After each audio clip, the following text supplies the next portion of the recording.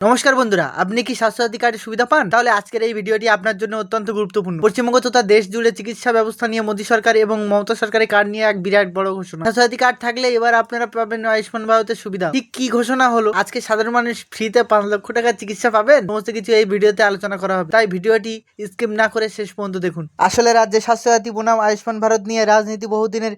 রাজ্য সরকার কেন্দ্রীয় যোজনা চালু না করার অনেক মানুষই ক্ষুব্ধ হয়েছে, কিন্তু সম্প্রতি বিরোধী দলনেতা শুভেন্দু অধিকারী এক বড় ঘোষণা করেছেন।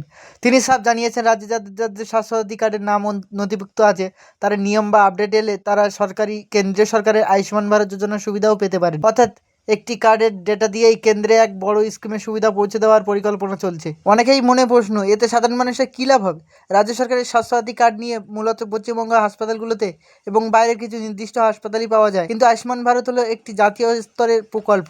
এই সুবিধা চালু হলে বাংলার মানুষ চেন্নাই বা দিল্লির মতো দেশের যে কোনো বড় ও নামি দামি হাসপাতালে গিয়ে সম্পূর্ণ বিনামূল্যে 5 লক্ষ টাকা পর্যন্ত চিকিৎসা হতে পারবেন। ফলে এই চিকিৎসার জন্য ভিন রাজ্যে গিয়ে পকেটে টাকা খরচ করতে হবে না। তবে এই নিয়ম পুরোপুরি কার্যকর হতে সাধারণ মানুষের কতদিন অপেক্ষা করতে হবে তা আগামী দিনে পরিষ্কার হবে। সরকারের এই সিদ্ধান্ত নিয়ে আপনার কি মতামত? স্বাস্থ্যসাথী নাকি আয়ুষ্মান ভারত, কোনটি বেশি ভালো বলে আপনি মনে করেন? অবশ্যই নিচে কমেন্ট করে জানান। ভিডিওটি ভালো লাগলে লাইক করুন, বন্ধুদের সাথে প্রচুর শেয়ার করুন এবং এরকম প্রতিদিনের ব্রেকিং নিউজ পেতে চ্যানেলটিকে সাবস্ক্রাইব করুন।